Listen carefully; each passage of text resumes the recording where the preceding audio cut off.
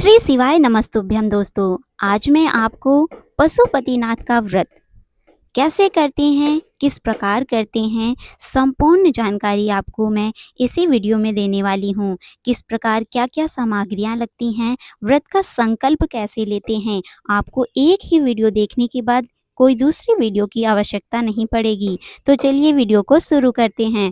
Video शुरू करने से पहले अगर आप हमारे चैनल पर नए आए हैं तो प्लीज़ हमारे चैनल को सब्सक्राइब करें। वीडियो अच्छा लगे तो ज़रूर से ज़रूर लाइक कीजिएगा। तो यहाँ पे सबसे पहले मैं पूजा की सारी सामग्रियाँ और जल लेकर के मंदिर आ गई हूँ। पूजा का आरंभ आपको मंदिर की सफाई से करना है। सबसे पहले आप मंदिर में जो पहले से पूजा हुआ है, पहले से श्रृंगार हुआ है, आप उसको अच्छे से साफ कर लीजिए। सारी फूल मालाओं को एक तरफ कर दीजिए। पशुपतिनाथ के व्रत में यही होता है कि आपको 5 सोमवार पशुपतिनाथ जी की पूजा करनी होती है, व्रत करना होता है और बाबा का अच्छे से श्रृंगार करना होता है। कई शिवालय या मंदिर में ऐसा होता है कि आपको जो भी श्रृंगार किया है उसे हटाने नहीं दिया जाता है, तो आप वही मंदिर या शिवालय का चयन करें जिसमें आप इस पूजा को अच्छे से कर सकते हैं। आप 5 सोमवार ना हो सके तो एक सोमवार को जरूर से जरूर बाबा का अच्छे से श्रृंगार कीजिएगा। तो चलिए पूजा को प्रारंभ करते हैं। सबसे पहले आपको सारी फूल मालाओं को एक तरफ कर लेना है, मंदिर में अच्छे से साफ कर लेना है। उसके बाद सबसे पहले बाबा का जलाभिषेक करना है। बाबा को अच्छे से तांबे के लोटे से यहाँ पे बढ़िया से एक एक करके सभी जगह से साफ करते जाना है। सभी पूजा की सामग्रियाँ जो चढ़ाई हुई हैं, चंदन लेपन किया हुआ है, उसे अच्छे से अपने हाथों से प्यार से धुलना है, ना कि रगड़ रगड़ के। अगर आपने कोई अंगूठी या कुछ ऐसी वस्तु पहनी है जिससे बाबा को चुभ सकती है या शिवलिंग पर थोड़ी भी खरोच आ सकती है, तो आप उसे अवश्य उतार दें। शहरों के शिवलिंग का डिज़ाइन थोड़ा अलग तरीके का होता है। आप वहाँ पर बैठ करके एक तरफ से पूजा कर सकते हैं, लेकिन ये हमारे गाँव का मंदिर है और हम आपको अपने ही गांव के मंदिर में इस पूजा को बता रहे हैं। आपके घर के आसपास जो भी मंदिर या शिवालय है, आप वहां पर पूजा कर सकते हैं। इसमें कोई भी भेदभाव नहीं है। बस आप उसी शिवालय या मंदिर का चयन कीजिएगा जहां पे आपको एक बार पुनः बाबा के श्रृंगार का अवसर प्राप्त हो। तो मंदिर और शिवलिंगों को अच्छे से साफ करने के बाद अब हम सबसे पहले पंचामृत से अभिषेक करेंगे। सबसे पहले गणेश, कार्तिकेय और अशोक सुंदरी को स्नान कराएंगे पंचामृत से। उसके बाद बाबा शंकर भगवान का भी स्नान कराएंगे। मैंने यहाँ पे पंचामृत दूध, दही, घी, मधु, शक्कर से बनाया है। सबसे पहले पंचामृत गणेश भगवान, कार्तिकेय भगवान, अशोक सुंदरी जी को अर्पित करना है। बाद में बाबा शंकर भोलेनाथ के शिवलिंग पर भी अर्पित करना है। ध्यान रहे आपने जो पंचामृत बनाया है उसे तांबे के लोटे से बिल्कुल भी अभिषेक ना कराएं।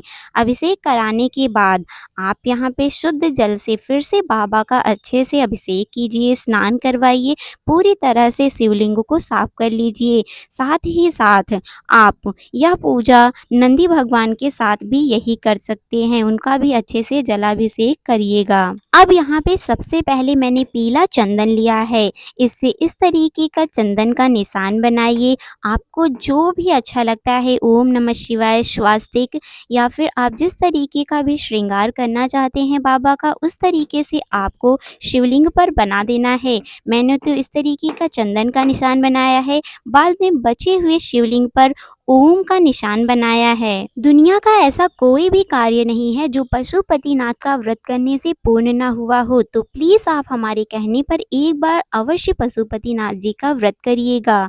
मात्र आपको इसमें 5 सोमवार ही व्रत करना पड़ता है और कुछ इस तरीके से पूजा करनी होती है। अगर आप पूजा सामग्री के लिए परेशान हैं तो आप जितनी भी चीज़ें हम यहाँ पे जिस तरीके से चढ़ा रहे हैं, आप एक कॉपी और पेन लेकर के उसे लिख सकते हैं। आपकी सभी पूजा की सामग्रियाँ तैयार हो जाएंगी। यहाँ पे ध्यान रखने योग्य बात एक ये भी होती है कि आपको पहला व्रत यानी कि पहली पूजा जिस मंदिर में, जिस शिवालय में करनी है, आपको और बची हुई 4 सोमवार की व्रतों का भी पूजा उसी शिवालय में करना होता है। अगर आप किसी कारणवश यह पूजा उस शिवालय में नहीं कर पाते हैं तो आप उस पूजा को छोड़ सकते हैं और पुनः फिर से प्रारंभ कर सकते हैं जब आप यह करने योग्य हो जाएं। तो पीला चंदन लगाने के बाद अब हम लाल चंदन लगाएंगे। गणेश जी, कार्तिकेय जी और अशोक सुंदरी और भगवान शंकर सभी को हम लाल चंदन अर्पित कर सकते हैं। और आप तो जानते ही हैं कि इस व्रत का नाम ही है पशुपतिनाथ, तो आप विशेष रूप से नंदी भगवान का भी ध्यान कीजिएगा। जिस प्रकार आप भोलेनाथ का श्रृंगार कर रहे हैं उसी प्रकार से आप नंदी भगवान का भी श्रृंगार कीजिए। तो इसके बाद हम यहाँ पे गुलाल लिए हैं, गुलाल से आप ज़रूर से ज़रूर भगवान का श्रृंगार कीजिएगा। अगर आपके पास नहीं उपलब्ध है तो कोई बात नहीं है। तो इसी तरीके से हम लगाने के बाद चंदन नंदी भगवान को भी यहाँ पे गुलाल लगाएंगे। अब हम यहाँ पे हल्दी लिए हैं जिसे गणेश भगवान और कार्तिकेय जी को लगाना है, पर ध्यान रखने योग्य बात ये है कि आपको शिवलिंग पर नहीं लगाना है, मतलब कि शंकर भगवान को आपको इसे नहीं चढ़ाना है। अब हम यहाँ पे काला तिल लिए हैं जिसे शिवलिंग पर इस तरीके से चढ़ाते जाना है।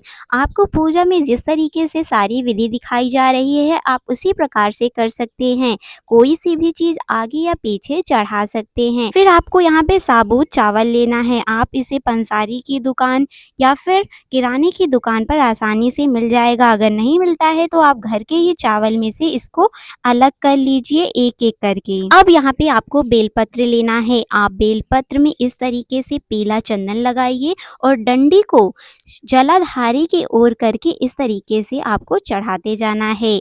आप यहाँ पे अपनी इच्छा अनुसार बेलपत्र अर्पित कर सकते हैं, 108, 11 आपके पास जो भी उपलब्ध है इस तरीके से आपको चंदन लगाते जाना है और भगवान के शिवलिंग पर अर्पित करते जाना है। और यहाँ पे एक विशेष ध्यान रखने योग्य बात ये भी होती है कि आप जितनी भी पूजा की सामग्री ले रहे हैं आप वो सारी सामग्री को दो करके लीजिएगा, क्योंकि जो थाली सुबह शिवालय में पूजा करने के लिए आती है वही थाली शाम को बिना छुए घर में रख दी जाती है और शाम को वही थाली पुनः पूजा करने के लिए शिवालय में आती है। मतलब आप भोग प्रसाद तो शाम को बनाएंगे ही, किंतु आपको जो भी यहाँ पे चंदन, रोली, मौली, धूप, दीप चढ़ाना है आप वो सारी चीजें दो करके लीजिएगा, मतलब जिससे आप एक बार सुबह पूजा कर सकते हैं और एक बार शाम को कर सकते हैं। अब देखिए यहाँ पे बेलपत्र अर्पित करने के बाद हमने यहाँ पे दूर्वा अर्पित किया है नंदी भगवान को और गणेश भगवान को, कुछ इस तरीके से मौली से बांध दिया है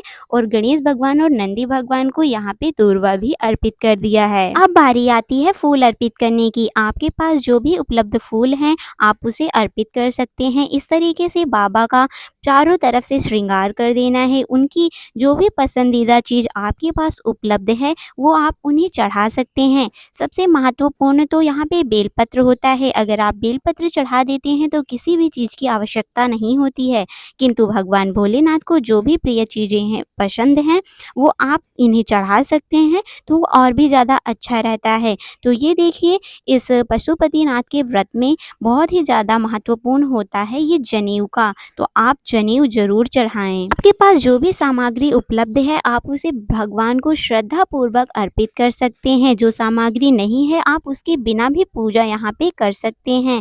अगर हो सके तो आप इस तरीके से एक पुष्प की माला भी बनाइए जिससे भगवान को चढ़ाइए, तो भगवान का श्रृंगार और भी ज़्यादा बढ़ जाता है। अब यहाँ पे हमने धतूरे का फूल चढ़ाया है, हमने कहा ना कि आपके पास जो भी चीज़ें उपलब्ध हैं आप उसे चढ़ा सकते हैं।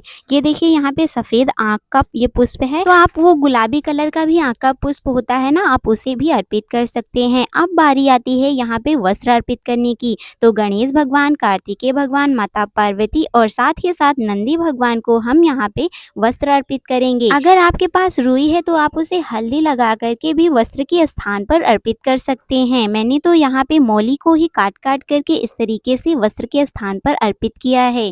अब बारी आती है यहाँ पे इत्र लगाने की, तो पूरा श्रृंगार करने के बाद अच्छे से हम यहाँ पे इत्र भी लगा देंगे भोलेनाथ को लगाएंगे सभी स्थान पे शिवलिंग पर हम इस तरीके से इत्र को लगाते जाएंगे। और साथ ही साथ आपको ध्यान ये भी देना है कि मंदिर में उपस्थित समस्त जितनी भी प्रतिमाएं हैं, जितनी भी मूर्तियां हैं, माता काली की, भगवान हनुमान जी की, श्री रामचंद्र जी की और पार्वती मैया की भी इधर मूर्ति है, तो आप भी साथ के साथ ही उन सभी मूर्तियों का भी श्रृंगार करते जाइए। अब यहाँ पे आप देखिए कि मैंने यहाँ पे एक मौसमी फल लिया है। आपको इसको शिवलिंग पर नहीं रखना है, बल्कि शिवलिंग के बगल में रख देना है। साथ ही साथ आप जो प्रसाद लाए हैं उसे अर्पित कर देना है। कुछ दक्षिणा भी भगवान को चढ़ानी है, जिसे आपको बाद में उठा कर के मंदिर के गुल्लक में डाल देना है। हमने कहा ना कि कोई भी प्रोसेस ऐसा नहीं है कि आप उसे आगे पीछे कर सकते हैं। ये देखिए कुछ इस प्रकार से हम जहाँ कहीं भी फूल चढ़ाना और भी कुछ चीज़ें रखना भूल गए थे, तो हम यहाँ पे चढ़ा रहे हैं। अब बाबा को यहाँ पे उनकी पसंदीदा चीज़ों को भी हम थोड़ा बहुत चुन के ले आए थे, क्योंकि गांव में ये सारी चीज़ें बहुत ही अच्छे से उपलब्ध हो जाती हैं। यहाँ पे मैंने समी पत्र भी चढ़ाया है। समी पत्र तो आजकल सभी के घरों में मिल जाते हैं। यहाँ पे मुझे समी पत्र का पुष्प भी मिला है, तो हमने उसे भी बाबा के शिवलिंग पर चढ़ाया है। आप लोग देख ही सकते हैं कि थोड़ा थोड़ा श्रृंगार करते करते शिवलिंग कितना प्यारा लग रहा है। बाबा को इसी तरीके से आपको अच्छे से सजाना है। अब आपको धूप दिखानी है, अपनी मनोकामना को बोलनी है, बाबा के मंत्रों का उच्चारण करते रहना है। मंदिर में शांत रह कर के आपको पूजा बिल्कुल नहीं करनी है।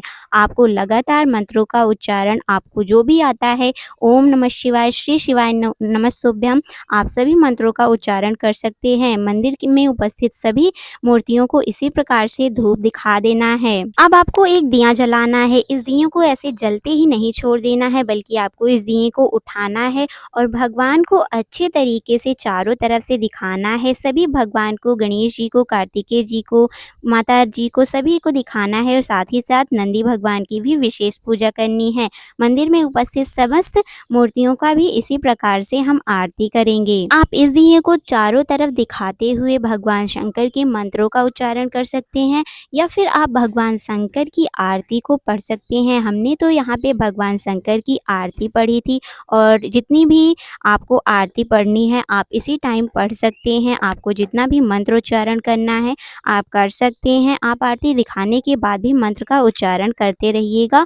कुछ देर बैठ कर के मंदिर में अपनी मनोकामना बोलनी है और भगवान का अच्छे से मंत्रों का उच्चारण करते रहना है। तो इसी तरीके से मैंने समस्त मंदिर में उपस्थित समस्त मूर्तियों को दिखाया था दीपक। उसके बाद इसको एक ही जगह पे रख देना है जहाँ पे आपने प्रसाद रखा है। इस व्रत का ऐसा कोई भी तारीख नहीं है कि आप इस तारीख को इस व्रत को उठा सकते हैं, जैसे कि सावन का सोमवार, ये सब ऐसी कोई भी बात नहीं है।